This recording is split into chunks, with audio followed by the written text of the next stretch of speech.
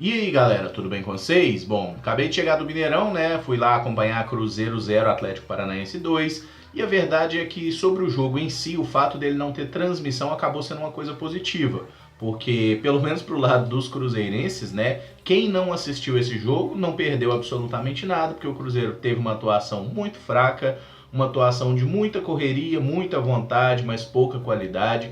O Atlético Paranaense foi o melhor time, passeou em campo, ganhou muito bem ganhado, digamos assim, foi 2-0, poderia ter sido 3 ou 4. O Cruzeiro, na criação de oportunidades, foi praticamente nulo. O goleiro do Atlético Paranaense foi um grande espectador da partida. E a grande verdade é que na hora que saíram as escalações, né, que deu lá que o Atlético Paranaense jogaria com o time titular, poupando apenas alguns jogadores que estavam de fato mais desgastados e que são mais experientes. Exemplo aí do Lúcio Gonzalez no meio campo, que foi substituído pelo Wellington, e do atacante Marcelo Cirino, que foi substituído pelo Bruno Nazário. De resto, o time titular do Atlético Paranaense, eu pensei por um lado bom e por um lado ruim. Falei, bom, tem um aspecto, se o Cruzeiro conseguir ganhar do time titular do Atlético Paranaense com os reservas, a gente vai ganhar uma moral muito grande.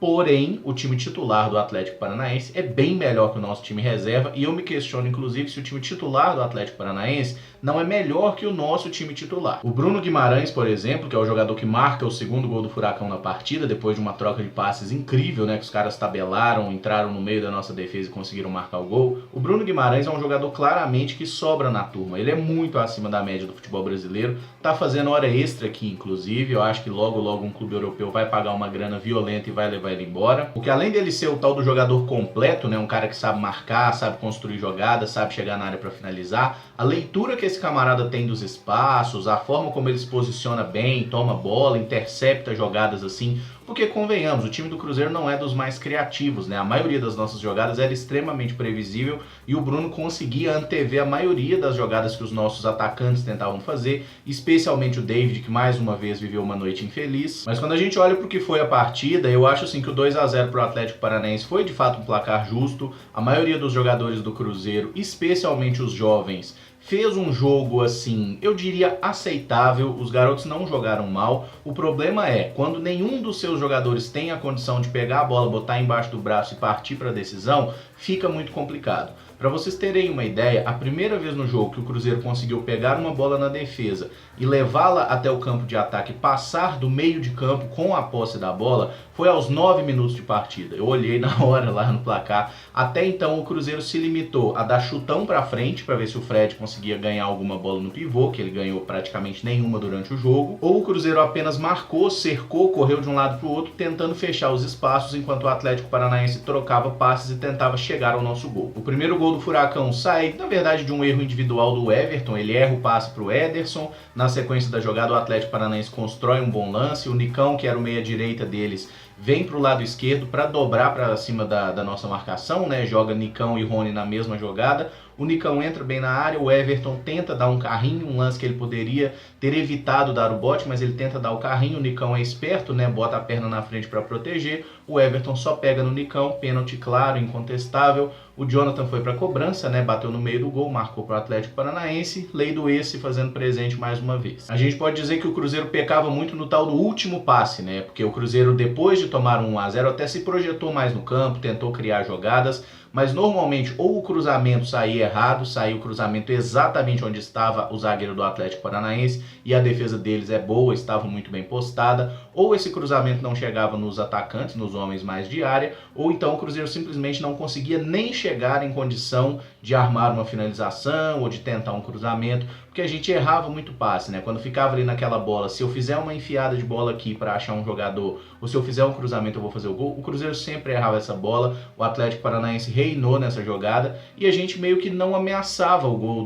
do adversário, que no segundo tempo criou algumas oportunidades. O Rony, que por sinal é um puta jogador, fez uma belíssima jogada pelo lado, estourou uma bomba no travessão do Rafael. O Rafael fez umas 3 ou 4 defesas importantes, nada de defesas espalhafatosas, buscando bola no ângulo, não. Fez defesas ali em bolas assim, chutes da intermediária, bolas que poderiam ter gerado gol, mas o Rafael catou mostrando muita segurança. Mas o segundo gol do Atlético Paranaense praticamente sacramentou o resultado, foi uma boa tabela ali dos homens de meio campo, dos atacantes. No final das contas o Bruno Guimarães sai na cara do Rafael, toca na saída do nosso goleiro, simplesmente não havia o que fazer. Eu vou tentar dar as notas rapidamente aqui para o time então. Rafael, para mim pega uma nota 7, fez várias defesas importantes, não tem culpa nenhuma nos 2 gols que o Atlético Paranaense marcou. Lateral direito, o Everton, dou uma nota 6 porque ele estava mostrando muita personalidade, era o melhor jogador do Cruzeiro no início da partida. Porém, desde o lance que ele erra e na sequência comete o pênalti, ele deu uma caída, sentiu um pouco o golpe, depois voltou bem para o jogo, mas no cômputo geral eu achei que ele fez uma boa partida e foi uma das melhores saídas nossas para o ataque. Na zaga, Fabrício, Bruno e Kaká, dou nota 6 para ambos, achei que fizeram um jogo muito seguro, ganhando a maioria das bolas. O problema foram envolvidos no lance do segundo gol do Atlético Paranaense, não conseguiram tomar a bola, e sim, dá pra gente atribuir um pouco de culpa a eles, embora o problema não seja só dos zagueiros, os volantes também tenham muita parcela nisso. Mas uma coisa que me chamou muita atenção é a velocidade do Kaká. Ele é um zagueiro muito diferente, é um zagueiro muito rápido, teve um lance inclusive que ele entrou num embate ali, numa correria com o Rony, que é um jogador extremamente velocista, e o Kaká chegou muito bem na bola, inclusive, chama atenção. O Fabrício Bruno também mostrou muita segurança, muita força, especialmente na bola aérea. Na lateral esquerda, o Dodô, eu dou uma nota 5, especialmente pelo erro no acabamento das jogadas. O Dodô conseguiu se associar bem com o David em vários momentos do jogo, a gente conseguia até fazer o cruzamento, mas eu não me lembro de nenhum cruzamento do Dodô que tenha atingido um outro atleta do Cruzeiro.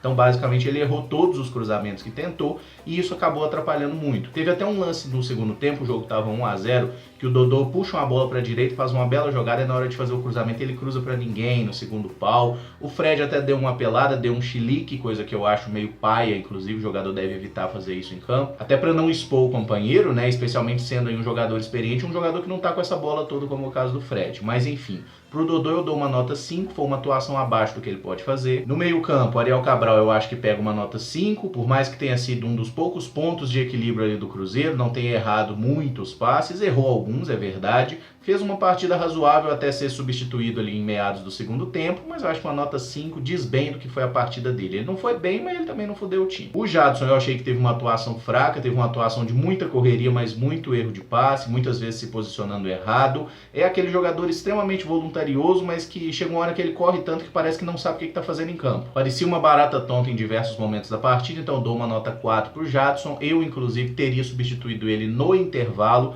botando o Sassá para jogar junto com o Fred ali, tentar mudar um pouco o esquema, né, puxar o Maurício para meia e botar 2 atacantes na área, mas o Mano Menezes não fez isso e infelizmente o que o nosso treinador tentou também não deu certo. O Ederson eu achei que fez uma boa partida, é um volante que tá amadurecendo, tá subindo de rendimento, tá parando de sentir, né, o fato de jogar com uma camisa tão pesada como a do Cruzeiro, mas eu achei que ele fez um bom jogo, aparecendo para jogar, girando bem para sair assim da marcação, para sair da pressão. É um jogador que eu enxergo bastante potencial de evolução. Hoje fez um jogo mediano, não fez grandes coisas também, eu daria um 5,5 para ele. O Maurício, eu achei que começou mal a partida, sentindo um pouco, especialmente os duelos físicos, depois deu uma melhorada, até no início do segundo tempo ele consegue fazer umas 2 boas jogadas, uma que inclusive deixaria o Fred em boa condição de finalização, mas o Fred não consegue dominar. No final das contas eu dou nota 5 para o Maurício, ele ainda não conseguiu se adaptar muito bem ao futebol profissional, está sentindo um pouco especialmente a parte física, mas é um menino que tecnicamente tem muita qualidade, merece mais chances e a gente tem que ter paciência com esses garotos. Não adianta pensar que vai botar um garoto de 17, 18 anos em campo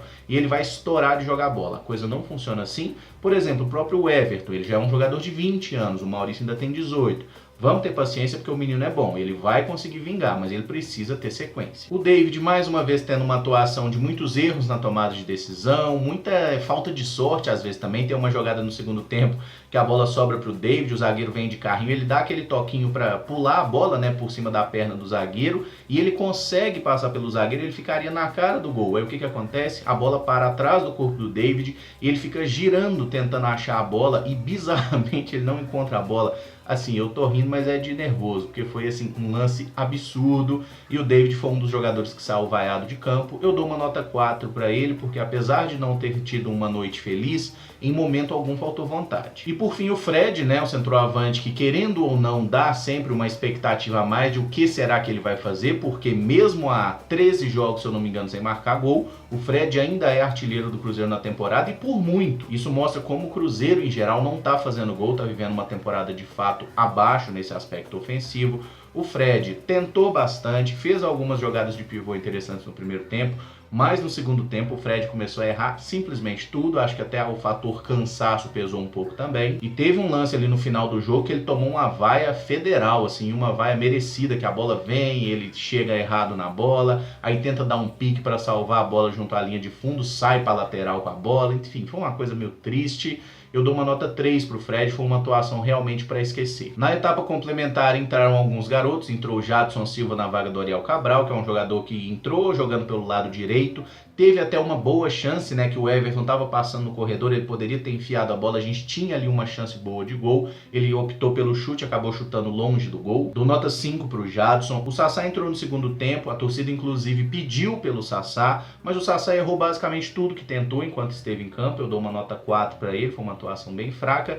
E o Wellington, que foi o último a entrar, entrou ali jogando pela ponta direita, mostrou muita força física, muita velocidade, mas não acertou praticamente nada também. Eu vou dar uma nota 5, porque foi a estreia do cara como profissional, acho que a gente tem que relevar um pouquinho também. Bom, galera, é isso que eu tenho a dizer sobre esse Atlético Paranaense 2-0 e Cruzeiro. Foi, de fato, um resultado muito justo. No final das contas, foi um jogo extremamente melancólico, o comportamento da torcida estava extremamente, assim, blasé, especialmente vendo que o time não conseguia desempenhar um bom futebol, mas eu acho que a gente pode abrir algumas discussões, pensar, por exemplo, e se o Cruzeiro tivesse jogado com o time titular hoje?